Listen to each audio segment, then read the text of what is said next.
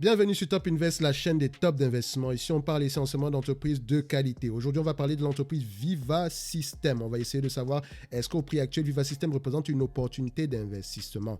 Donc, je peux déjà vous dire que c'est une entreprise extraordinaire. Donc, d'habitude, je vous présente des entreprises ici. Je remarquais que quand vous ne connaissez pas une entreprise, il y a très peu de personnes qui vont regarder la vidéo.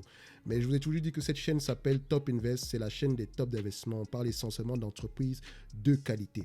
Donc, parfois, je parle d'entreprises qui ne sont pas exceptionnelles et c'est juste des demandes. Mais quand vous investissez en bourse, choisissez la qualité. La qualité, c'est uniquement des entreprises qui ont des avantages compétitifs. Et quand on parle d'inflation, une entreprise qui a des avantages compétitifs a essentiellement un pricing power. Et quand on parle également d'inflation, privilégiez les compagnies qui n'ont pas de dépenses en capital élevées. Et c'est le cas ici aujourd'hui de Viva System. Donc, vous allez également vous rendre compte que juste en regardant les chiffres de la compagnie, vous avez envie de creuser plus pour savoir qu'est-ce que la compagnie fait exactement. Donc, encore une fois, c'est uniquement mon avis et non un conseil d'investissement. La première chose que je vais regarder, c'est la stabilité ou la croissance des revenus. Stable, croissance des revenus ici, j'adore ça, c'est un checkmark. Vous remarquez ici que sur les 10 dernières années, avec comme base janvier 2022, 40% de croissance sur les 10 dernières années, 5 dernières années, 27% de croissance, 3 dernières années, 29% de croissance. Donc, vous remarquez qu'on a une compagnie qui est présentement en pleine croissance. Donc, j'aime bien ce que je vois ici. Donc, maintenant, on regarde la marge brute. Est-ce qu'on a une marge brute stable ou croissante? Croissance de la marge brute. On a des marges brutes aux alentours de 72% et ça n'a pas l'air de s'arrêter. J'aime ce que je vois ici, j'adore ça, c'est un checkmark. Maintenant, on regarde la marge EBITDA. Est-ce qu'on a une marge EBITDA stable ou croissante? Donc, on a une croissance de la marge EBITDA ici. Donc, j'aime bien ce que je vois ici. Ça, également, c'est un checkmark. Donc, au niveau ici de la dette nette sur EBITDA, est-ce qu'on a une dette nette sur EBITDA qui est inférieure ou égale à 5? On a une dette nette sur EBITDA ici aux alentours de 4.2, moins 4.2, c'est-à-dire que l'entreprise a plus de cash que de dette. Donc, elle ne va pas souffrir en cas de récession. J'aime ce que je vois également ici. Ça, c'est un checkmark. N'oubliez pas, je vous ai mis une présentation de la compagnie dans la description de cette vidéo aussi. Donc, si vous ne savez pas ce que la compagnie fait, lisez juste la description et vous revenez sur la vidéo. Donc, les analystes maintenant prévoient ceci. Donc, les analystes prévoient d'ici 2027 un revenu à peu près de 4 milliards. Donc, un revenu de 4 milliards depuis d'ici 2027, ça revient à peu près une croissance de 15% sur les 5 prochaines années. Donc, vous remarquez ici que la croissance est aux alentours de 25% sur les dernières années. Donc, c'est sûr que la croissance tend à décélérer dans le futur. Pour une compagnie de croissance, c'est tout à fait normal. On ne peut pas croire à 40% chaque année, même si sur les 10 dernières années, c'était 40%. Mais 15% de croissance sur les 5 prochaines années en moyenne, c'est déjà également une bonne chose. Donc, on va se dire que les analystes ont raison, d'accord?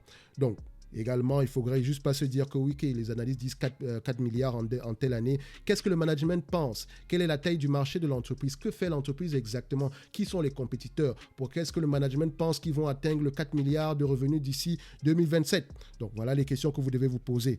Maintenant, en termes de marge ici, donc en termes de marge de free cash flow, vous allez remarquer une chose. Je vais revenir ici au niveau des EBITDA. Vous remarquez que les EBITDA sont de à peu près 28%.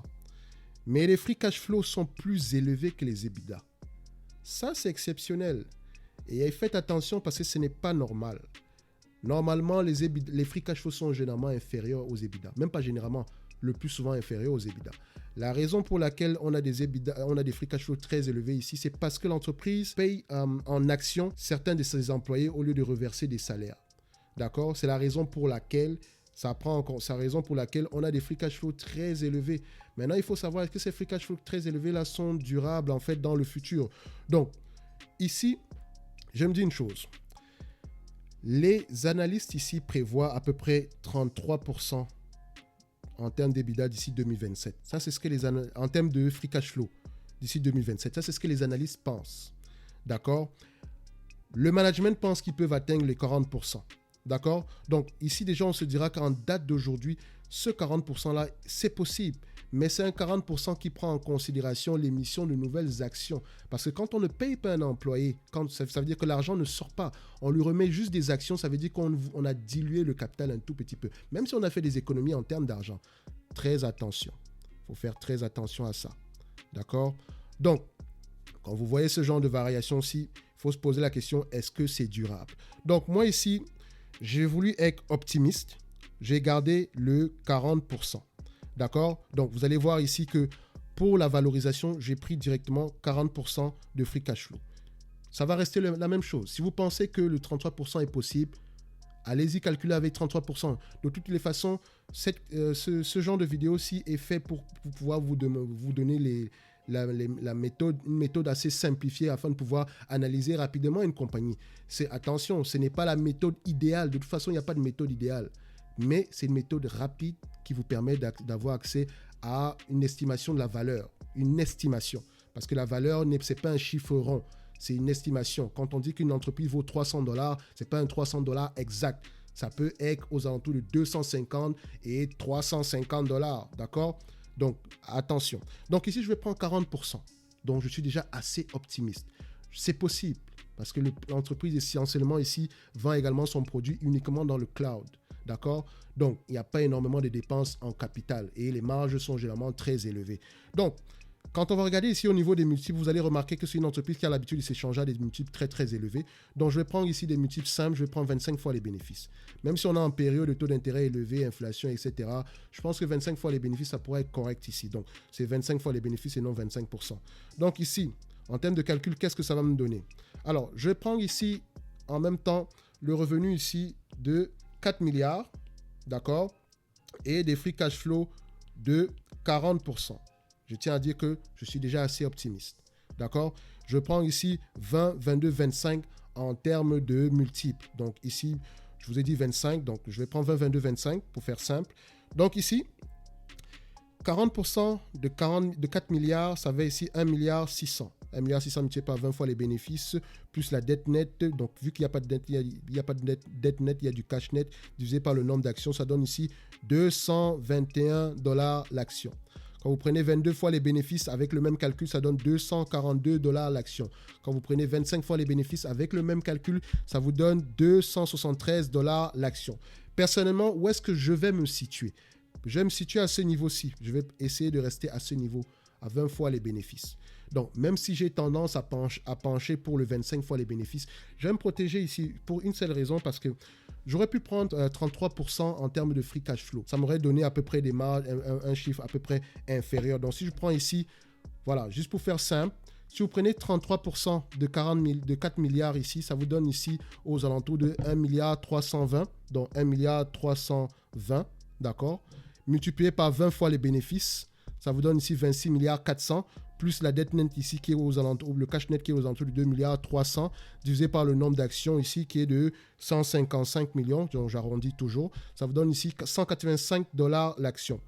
D'accord? Si je prends le même calcul ici, avec à peu près aux alentours de 25 fois les bénéfices, ça allait me donner aux alentours de 230 dollars l'action. Donc, en prenant ici $221 l'action comme valeur, je sais que je me protège à peu près. Si les marges ne sont pas aux alentours de 40%, c'est pas grave, mon multiple sera inférieur déjà. Donc 20 fois les bénéfices pour une compagnie de croissance qui a un pricing power et qui n'a pas de dépenses en capital élevé, je pense que ce n'est pas cher payé. Donc le multiple est raisonnable.